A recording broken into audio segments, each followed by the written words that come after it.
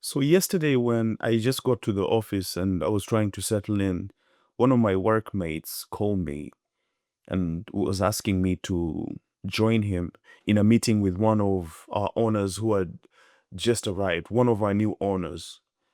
And he was asking me that because he had not completed a quote that he was supposed to have sent this guy 3 weeks ago. And I had sent my quote for something completely separate, something different, a different job. But the job was supposed to at least have started by now, but it hasn't. And the subcontractor hasn't even come, which isn't really my fault, but still, I feel responsible.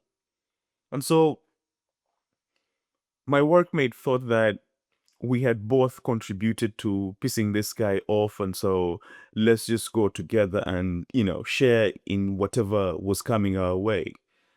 And I found that interesting and then accepted. But I asked him if he had any olive oil left in our depot from the last harvest in our olive grove. We usually give these to homeowners from time to time, but I thought, why not try to use this today to diffuse the situation? If we're going to get in trouble, then let's at least give something to reduce the impact of whatever is coming. And so he laughed at me and thought that it was a cheap trick that the owner would see right through. And maybe. I thought, yeah, if he does, then we lose nothing. The olive oil, we usually give it away for free anyway, so it will cost us nothing. But if I try something and it works, then we maybe have a better meeting than expected. And so we go there to our other site's office where he's waiting with his son.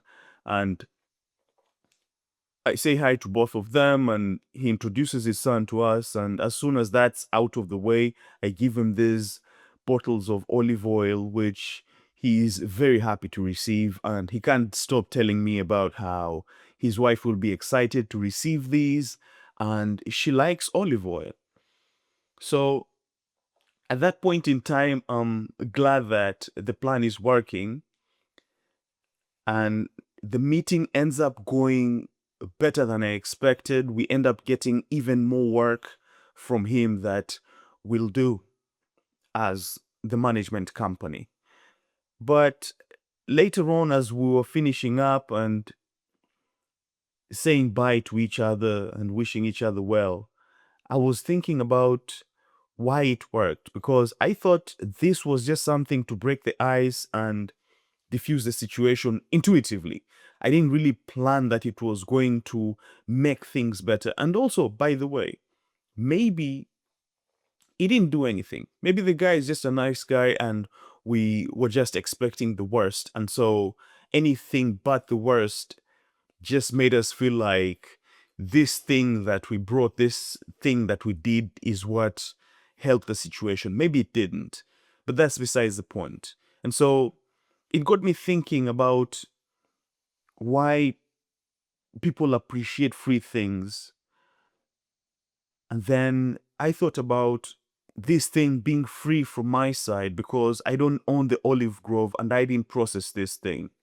But someone did spend time and money to avail these two bottles.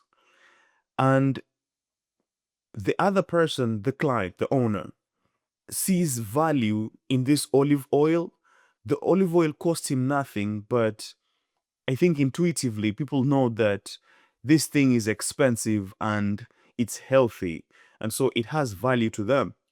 And to him, it has even more value because he's going to come back home with something that his wife loves and is valuable to her. So because he had gotten this thing for free, instinctively, I think humans tend to want to reciprocate when people do things like this, do these gestures to them. And I think Rory Sutherland calls this costly signaling, where you do something expensive, something that costs you time, money, effort, or sacrifice, and give it to someone for free without expecting to be rewarded, without expecting to be given anything in exchange. And the more valuable this thing is perceived by the other person, right, the more they're likely to reciprocate. But not if it feels like you're angling for them to reciprocate. So if you give it to someone, this free thing, and it's clear that you want something in exchange, most people would rather just refuse to take this thing because they know that now they'll owe you something, that you'll have them on the hook. I think it's because reciprocity is almost a survival instinct, because we had to give things to receive in times that we didn't have these things so that we survive. Our survival depended on it. And so when it's free and it's clear to the other guy that you don't expect anything from them, then they're more willing to reciprocate. And in this case, our guy reciprocated by at least being nice to us, and this humanized us and made the meeting less transactional, which was nice. And so it went naturally, like people were having a conversation, not like we had come to talk about business and business alone. And that was clear to me even after we finished talking about these jobs. We were catching up about the weather and asking him about Germany, about his family, and about very many other small things. So yeah, I thought I just share that, and see you on the next one. Bye.